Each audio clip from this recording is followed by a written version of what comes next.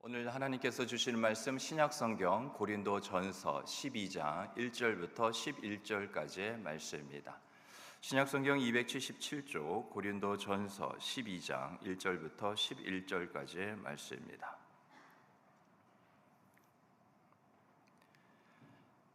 (1절부터) 한 절씩 교독합니다. 형제들아, 신령한 것에 대하여 나는 너희가 알지 못하기를 원하지 아니하노니 너희도 알거니와 너희가 이방인으로 있을 때 말 못하는 우상에게로 끄는 그대로 끌려갔느니라.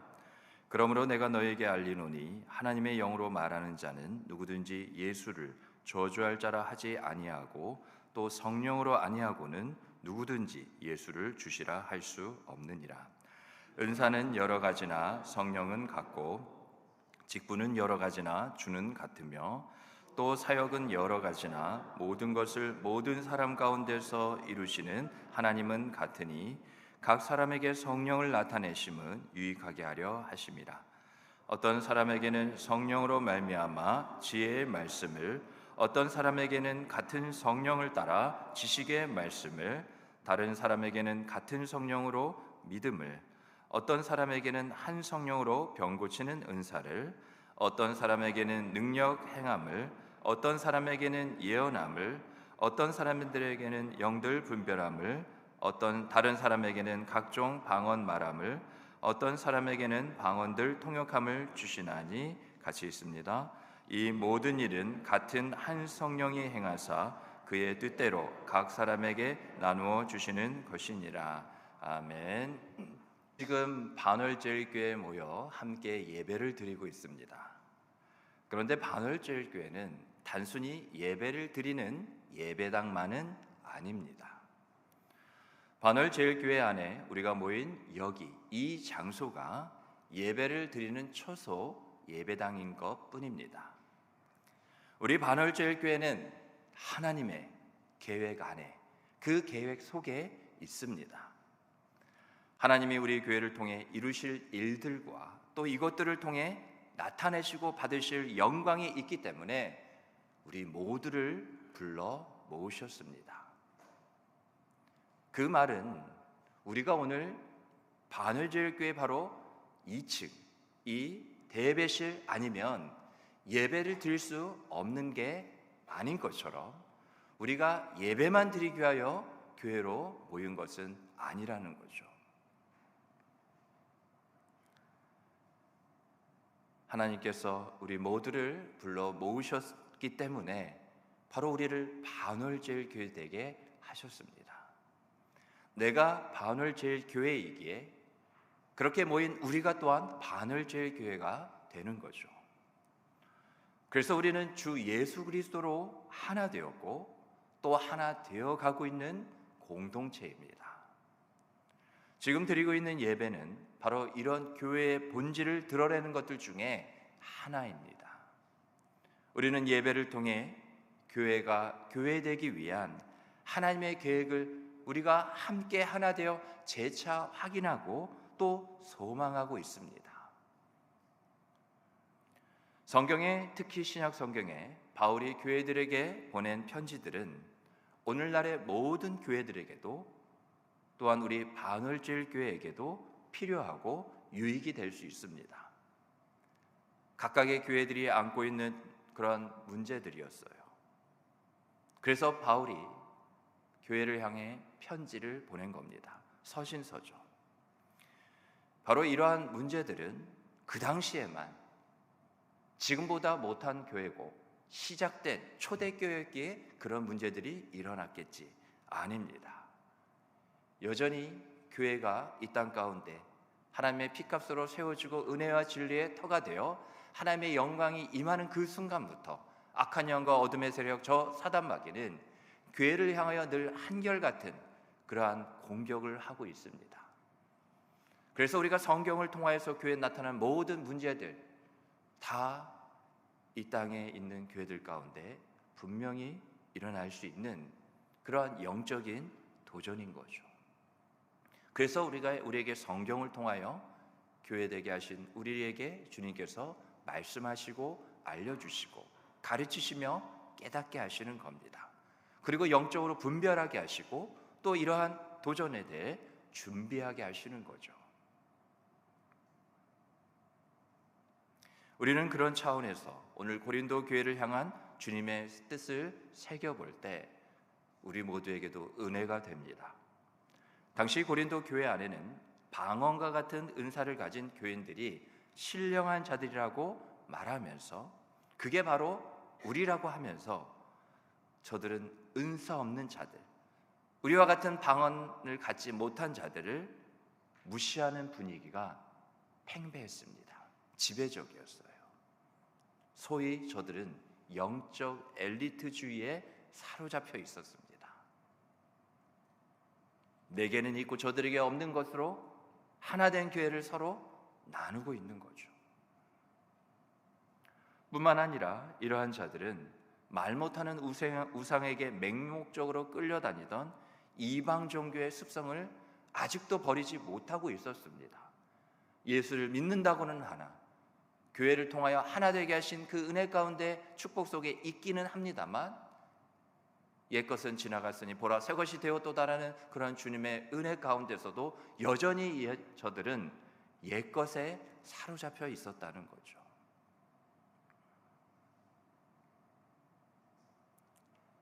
그러다 보니 구체적으로 저들에게 나타난 모습이 있었는데 당시 고린도의 문화를 통하여서 볼 때 황홀경이나 신비적인 체험만을 영적으로 우월한 것으로 인정하고 있었습니다. 그러니까 모두가 일반적으로 그렇게 경험하는 것은 영적인 그러한 뛰어남을 나타낼 수 없다는 거죠. 사실 영적인 우월함은 없습니다. 그 우월함은 비교를 한다는 거예요. 상대적이라는 겁니다. 무엇이 있고 없고 무엇을 가능하고 불가능한 것으로 구분을 짓는다는 거죠. 하나님은 서로 다른 우리를 하나 되게 하시기 위해 은혜와 복을 주시는 것이지 어떤 순위를 매기고 누구는 높고 누구는 낮추기 위해서 결코 그러신 하나님이 아닙니다. 그래서 우리도 깨어 기도할 것은 교회에서는 다 우리가 동등한 위치이고 동등한 사역자입니다. 상호 책임을 져야 돼요. 그럴 때 함께 지어져 갈 수 있습니다. 하나님의 부르심은 다 공평합니다. 우리를 자녀요 또 백성으로 부르셨고 다만 우리를 착하고 충성되게 여기셔서 하나님의 일꾼 되게 하신 거죠. 오직 높음과 뛰어남과 영광을 받으실 분은 우리 주 예수님 한 분밖에 없습니다. 그 예수님 아래 부르심을 받은 우리 모두는 다 똑같아요. 그 역할과 그 위치와 또 사명이 그 부르심의 뜻에 따라 다를 뿐이지 다르기 때문에 서로 보완해야 한다는 것이고 서로 채워져 가고 서로 돕지 않으면 어떤 것도 이룰 수 없다는 겁니다. 우리가 큰 캠프파이어를 보면 어떻게 그런 큰 불을 나타낼 수 있습니까? 장작 하나에 붙여진 불로서는 도저히 그럴 수 없습니다. 그 장작만큼 불이 다 타버리면 이내 그 불도 꺼져버립니다. 그러나 기억하십시오. 똑같은 불이 붙은 장작 하나라도 그 하나가 2개가 되고 4개가 되고 16개가 되고 많이 모이게 될 때 하나로서는 도저히 나타낼 수 없는 그 불을, 그 빛을, 그 뜨거움을, 그 강렬함을 바로 하나가 될 때 함께 이와 같이 세워지고 모이고 지어져 갈 때 가능하게 된다는 것을 꼭 기억하시기 바랍니다. 그게 교회이며 하나님의 나라입니다. 우리를 교회되게 하셔서 또한 교회로 부르시고 또 하나님의 나라 이루어지기까지 하나님은 내가 필요하다고 부르셨습니다. 그런데 여기서 잘 들으십시오.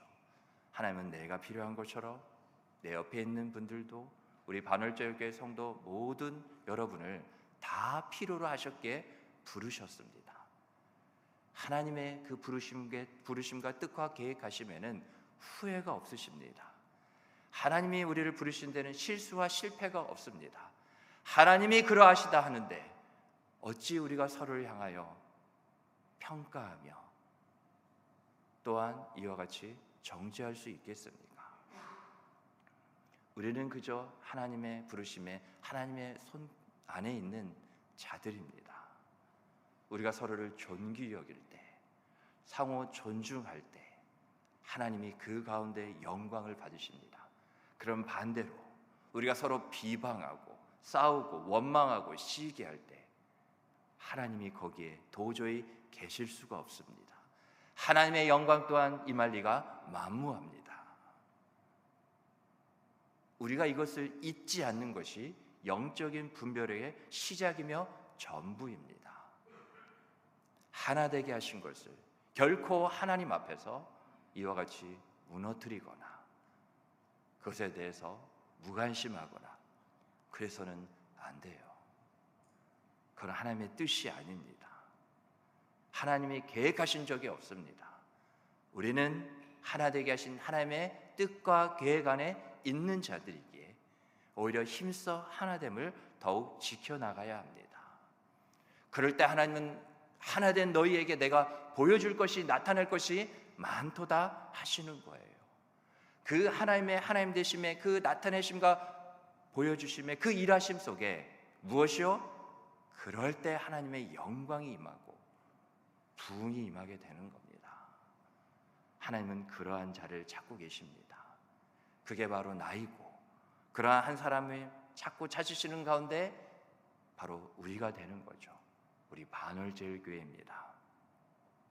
다시 본문으로 돌아오면 이렇게 황홀경이나 신비한 체험만을 영적으로 우월하게 여기다 보니 그 결과로 고린도 교회는 성령의 역사마저도 일종의 초자연적인 체험 정도로 저들이 혼동하고 있었다는 겁니다. 여러분, 나는 성령의 역사를 어떻게 받아들이고 있습니까? 지난 한 주간 내 삶 가운데 살아계신 성령 하나님이신데 지난 한 주간 동안 내 신앙과 나의 삶 속에 나타난 성령의 역사는 무엇입니까? 경험하셨어요? 그래서 알고 계십니까? 그래서 말할 수 있어요? 그렇지 않다면 지난 한 주간 나의 삶 속에 나의 신앙 가운데 성령은 분명 계시는데 성령을 떠나지 않겠다고 약속하셨음에도 불구하고 왜 지난 한 주간 나의 신앙과 나의 삶을 돌아볼 때 성령의 역사 계속 그 물음표만 우리가 던질 수밖에 없겠는지요? 성령은 누구십니까? 성령은 나에게 어떤 분이세요? 여러분, 성령을 바로 알고 있어야 성령의 역사를 내 신앙과 내 삶에서 경험할 수 있습니다.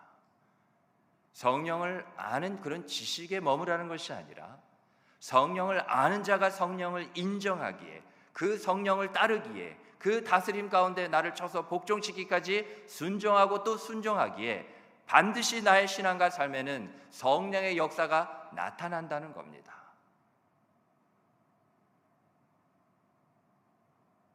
그렇게 성령을 경험한 자는 날마다 성령을 사모하며 살게 되어 있습니다.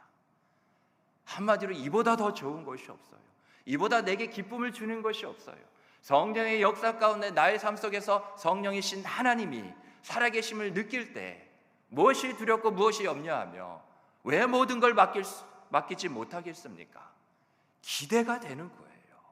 성령이 또 어떤 역사를 나의 신앙과 삶에서 이루시기를 기뻐하시며 그렇게 강력하게 자기 자신, 나 자신을 성령 하나님께서 이와 같이 나타내실까 설레는 거예요.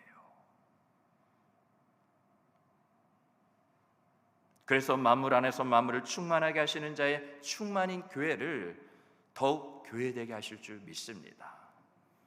오늘 우리 모두는 이 은혜를 다 받아야 합니다.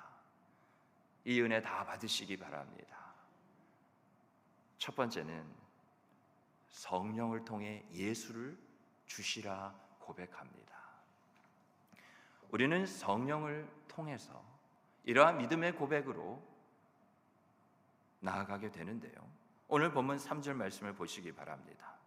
그러므로 내가 너에게 알리노니 하나님의 영으로 말하는 자는 누구든지 예수를 저주할 자라 하지 아니하고 또 성령으로 아니하고는 누구든지 예수를 주시라 할 수 없느니라. 성령을 예수 믿고 난 이후에 내게 왜 보내주셨어요? 그냥 보내주신 것 같으세요?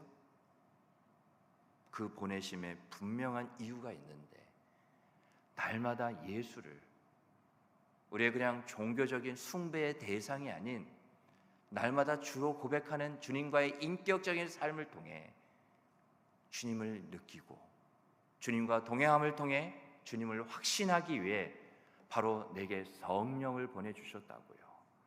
한 번의 고백으로 그냥 끝나는 것이 아닙니다. 성령의 역사는 우리가 날마다 성령을 통하여 예수는 주시라는 그러한 믿음의 고백 가운데 그 바탕 위에 일어나는 거예요. 당시 황제 숭배가 만연했던 로마 시대였습니다. 로마가 패권을 쥐고 있었던 그러한 시대였어요. 그 시대에 황제가 있는데 예수님을 주라 그렇게 고백하는 것은 결코 쉬운 일이 아니었습니다. 왜냐하면 유대인이 보기에는 예수님은 하나님으로부터 저주받은 자였을 뿐이었습니다. 그리고 또 이방인인 헬라인들 보기에는 예수님은 그냥 십자가에 처형당해서 죽으신 한 명의 죄인일 뿐이었다고요. 게다가 당시 로마 사회에서 기독교인을 핍박할 때는 예수를 저주하라고 협박하는 그러한 일들이 있었습니다. 그때 이러한 협박에 무릎을 꿇고요 예수님을 저주하는 자들이 있었습니다. 그리고 목숨을 건진 후에 한 말들이 뭔지 아십니까? 그때 어쩔 수 없이 예수를 저주했지만 이것은 다 성령에 의한 것이다. 내가 성령을 따른 거라고 그런 말로 무책임하게 핑계를 대는 거죠. 그런 자들이 정말 있었습니다. 그런데 바울은 이것은 성령에 의한 게 아니라고, 아까 우리가 읽은 본문 3절이 바로 그것을 말하고 있는 거예요. 바울이 이것을 밝히고 있는 겁니다. 그건 성령에 의한 게 아니다. 하나님의 영으로 말한다면 누구든지 예수를 저주할 자라고 하지 않는다는 겁니다. 이러한 배경이 있기에 그렇게 3절에서 바울이 분명히 말하고 있는 거죠. 왜냐하면 성령은 예수님을 증거하십니다. 요한복음 15장 26절 말씀인데요, 우리 다 함께 읽겠습니다. 시작. 내가 아버지께로부터 너에게 보낼 보혜사 곧 아버지께로부터 나오시는 진리의 성령이 오실 때에 그가 나를 증언하실 것이요. 아멘. 성령이 계시다면 죽으면 죽었지, 그것을 통하여 또 하나님께 영광을 돌리는 것인데, 성령이 그 안에 있는 자는 목에 칼이 들어와도 예수는 주라 그렇게 고백하는 거죠. 내 입술이, 내 지식이 그렇게 하는 것이 아니라 내 안에 계신 성령의 강권적인 역사하심을 통해서 예수를 주라 고백하게 되는 겁니다. 또 하나의 이유가 있습니다. 그것은 성령은 예수를 증거하실 뿐만 아니라 성령은 예수님을 영화롭게 하시는 분입니다. 요한복음 16장 14절에 그걸 분명히 말하고 있죠. 함께 읽겠습니다. 시작. 그가 내 영광을 나타내리니 내 것을 가지고 너희에게 알리시겠습니다. 아멘. 우리가 예수를 주라 증언하며 고백하는 그런 성령의 역사하심 가운데 또 이것을 바탕으로 해서 얼마든지 우리는 성령을 통하여서 우리 주님을 영화롭게 하는 자들이에요. 그러한 인생 되게 하시고자 성령을 우리에게 주신 겁니다. 여러분, 이처럼 참된 성령의 역사는 언제든지 우리로 하여금 예수님을 나의 주라 고백하고 영광을 돌리게 하는 거예요. 그런데 우리가 예수님을 주로 고백하는 것으로 만족해서는 안 됩니다. 여기에서 멈춰서는 안 돼요. 예수님을 주라 고백하게 하는 것은 성령의 모든 역사의 출발점이며 시작점이지 전부가 아닙니다. 고백으로 끝난 게 아니에요. 더 많은 놀라운 영광스러운 일들이 기다리고 있습니다. 결코 우리가 됐다 싶어서 멈춰서는 안 된다고요. 우리가 한번 우리의 신앙을 돌아보고 생각해 보면요, 우리의 신앙이 분명 잘할 것 같은데 자꾸만 안타깝게 더 잘하지 못하는 이유가 뭐냐 하면요, 성령을 따르는 신앙의 고백은 있지만 신앙의 고백에 합당한, 신앙의 고백에 걸맞는 날마다 내 삶 속에서 주님의 다스림을 받지 못하며 살아가고 있기 때문입니다. 말만 무성하지, 잎사귀만 무성하지 그 다음에 이어져야 될 열매가 없는 거예요. 말만 있지 실제가 없는 겁니다. 주님의 다스림을 받아야 우리의 신앙도 자라는데 말이죠. 그런 주님의 다스림은 어떻게 받을까요? 성령을 경험하셔야 됩니다.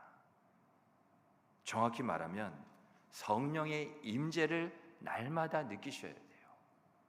안 느껴지는데 어떡하죠, 목사님? 구하셔야죠. 그거 기도해 보신 적 있어요?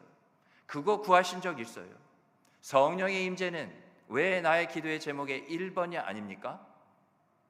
있기는 한 건 맞습니까? 왜 있으면 안 되죠? 누가 그렇게 하라고 그랬습니까? 여러분, 말씀을 날마다 가까이 하며 살고 계시는지요? 그렇다면 분명 성령의 임재를 경험하고 계실 겁니다. 그럴 수밖에 없어요. 날마다 성령이 말씀을 통해 내 안에서 강하게 역사하고 계시는 것들이 실제로 느껴진다고요.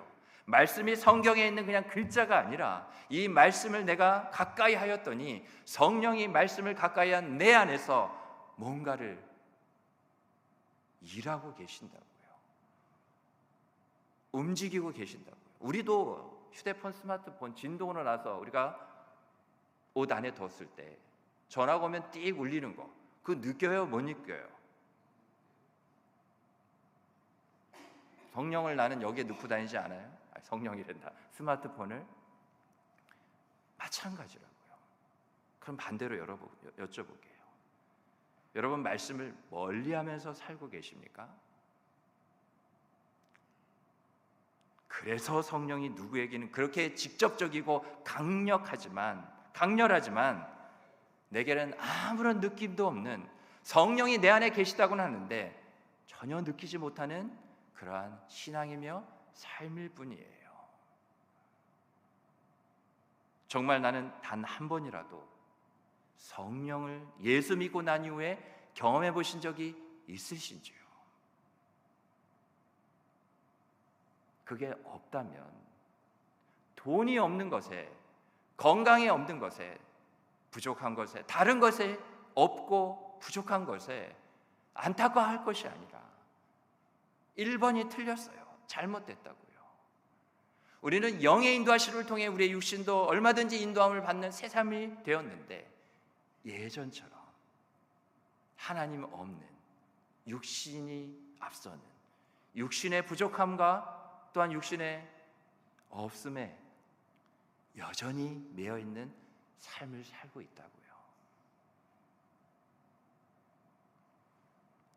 한 번이라도 성령을 경험해 본 적이 없으시다면 오늘부터라도 당장 큐티하세요. 주의 말씀을 한번 묵상해 보시라고요. 시편 1편 1절부터 2절 말씀입니다. 우리 다 함께 읽겠습니다. 시작. 복 있는 사람은 오직 여호와의 율법을 즐거워하며 그의 율법을 주야로 묵상하는도다. 복 있는 사람은 묵상한대요. 또 여호수아 1장 8절 말씀입니다. 함께 읽겠습니다. 시작. 이 율법책을 내 입에서 떠나지 말게 하며 주야로 그것을 묵상하여 그 안에 기록된 대로 다 지켜 행하라. 그리하면 내 길이 평탄하게 될 것이며 내가 형통하리라. 아멘. 여러분, 내가 복 있는 자가 되는 거요? 내가 더 이전보다 형통하고 평탄하게 되는 거요? 내가 원하는 것 이기 이전에 주님이 나보다 먼저 더 원하시는 겁니다. 내 자녀, 내 백성, 내 양들이 더 복이 있게 되는 것, 더 형통하고 평탄하게 되는 것, 나의 주님이 원하고 계시는 거라고요. 나는 더 복 있는 자가 될 수 있습니다. 나는 지금보다 더 형통하고 더 평탄한 자가 될 수 있어요. 그거 거부하고 그거 싫다면 이 말씀 무시해도 됩니다. 그런데 아니시라면 꼭 마음에 새겨들으시기 바랍니다. 말씀을 묵상하여 하나님의 모든 것, 가장 깊은 것까지도 통달하고 계시는 성령이 가르쳐 주시겠다는 거예요. 우리가 모르는 것 많잖아요. 그래서 불안하고 염려하지 않습니까? 어느 누구도 가르쳐 주는 이가 이 세상에 없어요. 그러나 가장 가까이 내 마음의 중심에 계신 그 성령이 가르쳐 주시겠다고 하는데도 지금 나는 뭐 하고 있는 겁니까? 가르쳐 주겠다는데 왜 나는 여전히 알지 못하는 가운데 어리석게 바보처럼 염려하고 불안하고 걱정하고 있냐고요. 왜 하지 말아야 될 일을 굳이 하면서 나의 인생을, 나의 삶을 스스로 괴롭게 만들고 있냐는 겁니다. 나를 지으시고 나를 구원하신 주님이, 나의 아버지께서 내 자녀가 그러는데 어느 부모가 그것을 아무렇지 않게 여길 수가 있을까요? 안타깝죠. 괴롭죠. 부모가 잠이 안 옵니다. 밥이 안 넘어간다고요. 우리 주님의 마음도 똑같습니다. 주님은 모든 걸 다 주셨어요. 나의 자녀, 내 백성이 이 모든 걸 마음껏 누리며 사는 것이 나의 기쁨이기에, 내가 그것을 통해 영광을 받는 자이기에 다 주셨다고요. 말씀을 가까이 해야 그 말씀을 통해 성령이 분별하고, 안티크리스찬 기독교를 대적하는 자들도 열심히 성경을 판다고요. 우리보다 더 성경을 많이 읽을지도 몰라요. 물론 그 방향과 길은 잘못됐지만 그 모습만 보더라도, 그것만 그냥 경기로 친다면 우리는 날마다 지고 있는 겁니다. 성경을 보고 가까이 하는 것, 요거 하나만 딱 띄어서 볼 때는 말이죠. 이단들도 어떻게 하면 이것을 속일까? 믿는 자들을 믿음에서 떨어지게 하고 믿으려 하는 자들을 믿지 못하게 할까? 더 말씀을 파고 있다고요. 연구한다고요. 앞서 말씀드린 것처럼 물론 잘못된 길입니다만, 그러나 저들에게는 성령이 없기에 그럴 수밖에 없지만, 우리에게는 성령이 있기에 주의 말씀을 가까이 하면 절대로 다른 길로 빠질 수가 없다고요.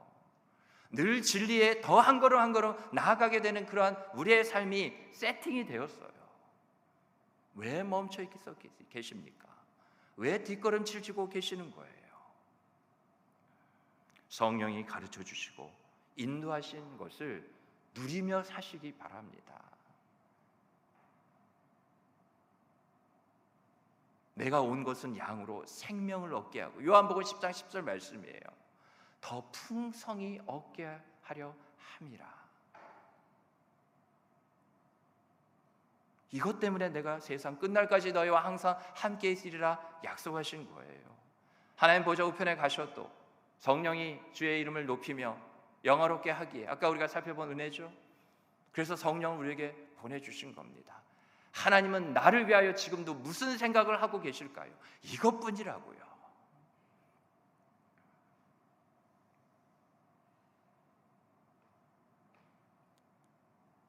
두 번째입니다. 성령은 다양한 은사를 주십니다.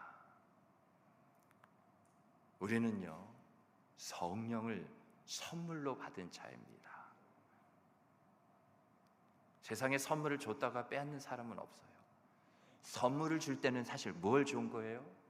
내 마음까지, 심지어는 나를 준 겁니다. 그래서 선물은 귀한 거예요. 선물은 그래서 받는 이나 주는 이에게 똑같은 기쁨이 되는 거예요. 사도행전 2장 38절 말씀입니다. 함께 읽겠습니다. 시작. 베드로가 이르되 너희가 회개하여 각각 예수 그리스도의 이름으로 세례를 받고 죄 사함을 받으라. 그리하면 성령의 선물을 받으리니. 아멘. 성령을 받았다고요. 하나님의 선물인 성령이 내 안에, 우리 안에 계시다고요. 아까 우리가 사도신경, 신앙의 고백이에요. 우리가 예수를 주라 했어요. 증거가 뭐라고요? 우리 지금 예배하는 우리 모두에게 이 안에 누가? 성령이 계시다고요. 하나님이 성령을 선물로 주셨기 때문에 예수를 주라 고백할 수 있는 거라고요. 개역 개정에는 성령의 선물이라고 번역됐지만 우리의 이전 번역인 개역 한글본을 보면 성령을 선물로 받았다고 했습니다. 근데 다 맞는 번역이에요. 예수님을 믿으면 즉시 성령을 하나님으로부터 선물로 받습니다. 그리고 선물로 받은 성령은 우리 안에서 하나님의 뜻을 따라 은혜의 선물인 은사를 나누어 주십니다. 오직 성령을 통해 역사하는 것이기에 이 은사가 말이죠, 성령의 선물 맞습니다. 그러니까 성령을 선물로 주셨을 때 성령의 선물인 바로 은사도 주셨기에 성령을 선물로 받는다는 말이나 성령의 선물을 받는다는 말이나 결국엔 다 같은 맥락에 있다는 거죠. 좀 더 나아가면 여러분, 하나님은 다양한 사람에게, 우리가 정말 다양합니다. 그런 우리에게 다양한 은사를 주심으로써 하나님의 거룩한 역사를 이루어 가십니다. 그러니까 우리를 이렇게 다양한 모두를 포기하지 않으시고 구원하신 이유도 어디를 향하고 있느냐? 그렇게 구원받은 동시에 성령을 선물로 받은 성령의 선물 은사를 우리에게 주신 것도 어디를 향하고 있느냐? 거룩이에요. 하나님의 놀라운 플랜이 있었잖아요. 계획이 있었어요. 내가 거룩하니 너희도 거룩하라. 그런데 우리 스스로 그것을 이룰 수 없는 것을 아시기에 하나님께서 그렇게 성령을 통해 다양한 은사를 우리에게 주신 거죠. 그 하나님의 거룩한 역사가 이루어지는 현장이 바로 어디냐? 그게 바로 교회입니다. 그래서 우리는 이렇게 말할 수 있습니다. 내게 주신 은사들을 통해 하나님의 거룩한 역사가 이루어지는 곳이 바로 우리 반월제일교회입니다. 우리 다른 교회 다닐 수 있었어요. 다른 교회 섬기다 또 하나님께서 이곳으로 부르신 이유가 있어요. 우리에게 주신 다양한 은사를 통해 하나님의 거룩함을 나타내는, 하나님의 역사가 나타나는 이곳 반월제일교회 되게 하시기 위해, 단순히 종교 생활을 할 수 있는 그러한 장소가 아니라고요. 우리 반월제일교회는 말이죠, 하나님은 교회를 부흥시키십니다. 교회가 그러한 곳이에요. 그런데 거기에는 분명한 이유가 있죠. 올해 상반기를 몇 주 남겨둔 가운데 주보를 오늘 보시면 20명이 넘는 그런 분들을 하나님께서 우리 반월제일교회로 보내주셨습니다. 작년에는 50명 가까이 보내주셨어요.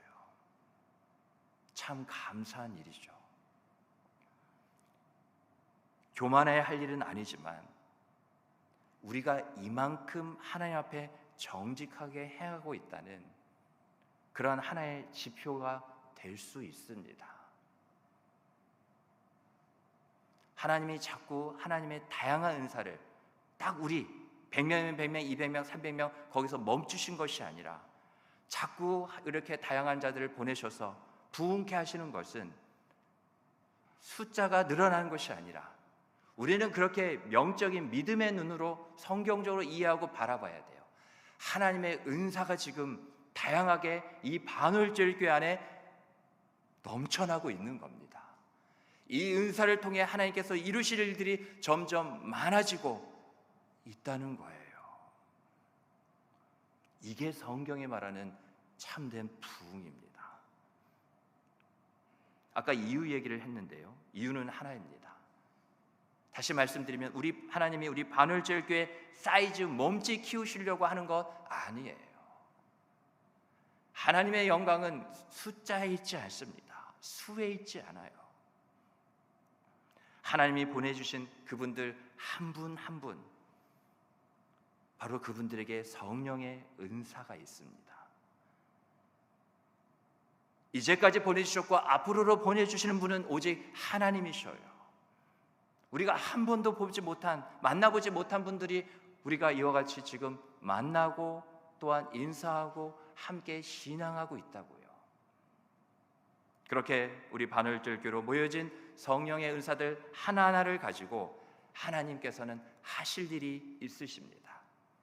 우리에게 나타내 보이실 하나님의 크고 놀라운 영광이 있어요. 이게 우리에게는 소원이며 소망이 되어야 합니다. 하나님이 도대체 무슨 일을 하려고 그러실까? 왜 나를 보내셨으며 왜 저 귀한 분을 보내주셨을까? 이 소원, 이 소망으로 살아갈 때 신앙이 꿈틀거리기 시작해요. 여러분, 살아가는 게 재밌어요. 우리는 세상살이가 아니니까, 우리는 하늘살이, 우리는 신앙으로 살아가니까 신앙이 먼저 움직이고 회복되고 일어서고 나아갈 때 우리의 삶도 꿈틀거리며 앞으로 나아가며 더 뻗어나가기까지 우리의 모든 것이, 신앙의 삶이 재밌어야 되지 않겠어요? 그렇게 되는 겁니다. 즐거운 거예요. 막 설레는 거예요. 기다려지는 겁니다. 우리 모두가 이런 하나님의 뜻을 따라, 여러분 잘 들으세요, 겸손히 순종하고 또 순종하고 또 순종하기만 한다면요, 하나님은 우리에게, 하나님이 한번 그 크신 능력의 손을 저으시면 얼마나 측량할 수도 상상할 수도 감당할 수도 없을 정도의 큰 부흥의 물결이 밀려오는지를 보여주시겠다는 겁니다. 이사야 51장 15절 말씀이에요. 우리 다 같이 믿음으로 선포하며 받겠습니다. 시작. 나는 내 하나님 여호와라. 바다를 휘저어서 그 물결을 뒤흔들게 하는 자이니 그의 이름은 만군의 여호와니라. 아멘. 여러분, 바다하면 서해, 동해, 남해 정도 생각하세요? 이 지구상에 이어지고 이어진 물의 전부가 다 바다입니다. 세상에 어떠한 존재가 자신의 그 손 하나로 이 크고 자기보다 얼마나 압도적으로 큰 그 바다를 휘저을 수 있겠습니까? 그러나 그게 가능하신 분이 계십니다. 우리의 하나님이십니다. 하나님이 물이 저으시면, 바다를 저으시면 그 물결이 어느 정도가 될지 몰라요. 여러분, 부흥을 꿈꾸십시오. 안타까운 건 우리 부모 세대 7, 80년대 부흥을 정말 꿈꿨어요. 그런 한국교회였습니다. 그래서 부흥이 임했어요. 그런데 교회가 부흥을 꿈꾸기 시작하지 않습니다. 나의 행복, 나의 성공을 꿈꾸기 시작했어요. 교회의 부흥은, 하나님 나라의 부흥은 어디에 있는지도 모릅니다. 부흥을 꿈꾸는 자가 그 다음으로 부흥을 기대하게 됩니다. 그 부흥의 영광 가운데 나도 좀 있고 싶어서 그 부흥을 위하여 헌신하고 섬기며 순종하게 됩니다. 나도 그 부흥을 맛보고 싶어서. 부흥은 숫자의 크고 많음이 결코 아니라는 걸 다시 한번 말씀드립니다. 부흥은 하나님의 뜻을 따르고 따르는 우리들의 순종의 크기가 커지고 커지는 게 부흥입니다. 그래서 부흥하는 교회를 보세요. 어디까지 부흥할지 모릅니다. 왠지 아세요? 저들의 순종이 계속 커지고 있기 때문에 그래요. 스스로가 놀라는 거예요. 내가 여기까지 순종할 수 있다고? 내가 아니죠. 나를 여기까지 순종하게 하신다고요. 두렵고 떨림으로 더 주님 앞에 나아가게 되는 거죠. 왜요? 내가 할 수 없는 거니까. 기쁨과 즐거움과 막 이런 기대감이 있지만 한편으로는 두렵과 떨림도 있는 거예요. 그래서 우리는 이렇게 말할 수 있습니다. 나의 순종은 나의 부흥이 되고 우리의 순종은 우리의 부흥이 됩니다. 가족의 순종은 가족의 부흥이 돼요. 우리 반월절교의 순종은 우리 반월절교의 부흥이 됩니다. 이 나라 민족이 하나님 앞에 순종하면 이 나라와 민족은 반드시 부흥합니다. 고린도 교회 안에서 발생한 문제의 원인은 다양한 문제가 있었어요. 우리가 또 계속해서 고린도 교회를 통해 은혜를 살펴보고 거기 안에 있는 문제를 보게 될 건데, 그 문제를 다 이어보면 딱 한 점으로 귀결이 되는데, 모아지는데 그 원인이 불순종이었어요. 순종하라고 주신 모든 것들에 대해서 저들이 하나님께 등을 돌리며 반역하며 불순종하고 있었습니다. 주님은 고린도 교회에 정말 많은 은사들을 주셨습니다. 하나님은 고린도 교회뿐만 아니라 우리 반월절 교회도 많은 은사들과 많은 은혜와 복을 주신 줄 믿으시기 바랍니다. 우리가 깨어 있어야 될 때예요. 오냐오냐 우리가 이게 칭찬받고 그러면 그렇게 지내고 있는 것 같죠? 지금 그러고 있을 때만은 아닙니다. 하나님이 우리 반월절기를 통해서 나타내시기 위해, 뭔가를 이루시기 위해 지금 팔을 막 걷어붙이고 계시다고요. 그런 우리는 무엇을 하고 있는지요? 고린도 교인들은 은사를 자신의 사회적 지위를 높이는데 그런 도구로 오용했습니다. 주님을 높이려 됨에도 불구하고 바로 은사적인 불순종입니다. 여러분, 우리 다 같이 순종의 영성을 회복합시다. 설교를 준비하면서 마음에 깊게 새겨진 한마디가 있어 이 시간 나눠봅니다. 참 영성은 내가 얼마나 큰 능력을 받았는가가 아니라 참 영성은 공동체를 위해 무엇을 나누었는가로 증명된다는 말이었습니다. 다시 한번 저도 돌아보게 되는 그러한 은혜의 문구였어요. 큰 능력이 아니래요. 내게 주신 것을 얼마나 나누었냐래요. 주님이 왜 그렇게 말씀하셨어요? 여전히 모두의 것이라 하는 것을 너는 왜 아직도 내 것이라 그렇게 붙들고만 있냐는 거죠. 그게 네 돈인 줄 아느냐? 그게 내 평안인 줄 아느냐? 그게 내 믿음인 줄 아느냐? 내 은사인 줄 아느냐? 아니라는 거죠. 오늘 본문을 보면 8절부터 10절까지 정말 많은 은사들이 나옵니다. 지혜의 말씀, 지식의 말씀 같은 교육적인 은사가 있는가 하면 믿음, 치유, 이적 같은 초자연적인 힘을 발휘하는 은사도 있었어요. 그리고 예언, 영들 분별, 방언, 통역 같은 특별한 의사소통의 은사들도 있었습니다. 정말 다양하지 않습니까? 그런데 여러분, 은사는 소유가 아닙니다. 내 소유가 아니에요. 은사는 소유가 아니라 앞서 나눈 것처럼 나눔을 통해서 나눌 때 완성되는 게 은사입니다. 내게 무슨 은사가 있는 것 같으세요? 나 자신을 위해서 쓰려고 했지, 내 것이라 자꾸 주장했지, 우리 반월절기를 위해서 내가 헌신하고 내어드리고 쏟아 부으려고 하지 않기 때문에 지금 은사는 있으나 은사는 여전히 미완성 상태라는 거예요. 소유가 아니라 나눔입니다. 하나님이 주신 모든 게 다 그래요. 은사는 나를 빛내는 수단이 아니라 우리 서로를 세우는 거룩한 도구라는 것을 꼭 마음에 새기시기 바랍니다. 오늘 본문 4절부터 7절을 제가 한번 다시 읽겠습니다. 은사는 여러 가지나 성령은 같고, 직분은 여러 가지나 주는 같으며, 또 사역은 여러 가지나 모든 것을 모든 사람 가운데 이루시는 하나님은 같으니. 우리 7절은 다 같이 읽어보겠습니다. 시작. 각 사람에게 성령을 나타내심은 유익하게 하려 하심이라. 아멘. 여러분 지금 아멘 하신 거 아세요? 분명 아멘 하셨습니다. 주님이 들으셨어요. 성령은 우리를 서로를 위한 선물로 부르셨어요. 내가 지금 나의 남편의, 내 아내, 우리의 자녀의, 우리 반월교회 성도의 관계 속에 나는 저들의 선물이에요. 그러기에 성도인 우리는 사랑의 섬김을 통해 그리스도의 몸을 온전하게 세워져 가야 합니다. 그래서 우리가 오늘 고린도전서 12장을 봤지만 한 장 넘겨보세요. 13장이 무슨 장이에요? 사랑장. 그래서 사랑을 주님께서 바울을 통해 고린도 교회에게 말씀하신 겁니다. 사랑하라고 모든 것을 주셨는데 하나님을 사랑하고 하나님을 먼저 사랑하고 함께 사랑하지 않고 나만을 여전히 사랑하고 있으니까 이 말씀 주신 거죠. 말씀을 맺겠습니다. 교회는 다양한 우리가 예수님을 통해서 한 몸을 이룬 공동체입니다. 하나됨 그 자체예요.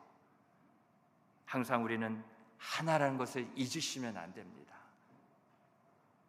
우리가 섬기고 따르는 우리의 주 하나님이라 부르잖아요. 유일하신 신이라는 하나님이라는 말과 함께 그 하나님의 의미는 뭐냐? 우리가 하나님과 하나 되고 우리가 서로 하나 되기에 우리가 믿고 섬기며 따라야 될 유일한 분이 하나님이라는 거예요. 하나님으로 말은 하시지만 하나님을 잊는다는 것은 맞지가 않는다는 겁니다. 나라는 한 사람도 그저 우리라는 모두 안에 있을 때 바로 예수 안에 그 영광 안에 있게 된다는 것을 꼭 마음에 새기시기 바랍니다. 그래서 여러분, 교회에서 일어나는 모든 일들, 교회 사역은 오케스트라 합주와 같습니다. 다 서로 다른 악기예요.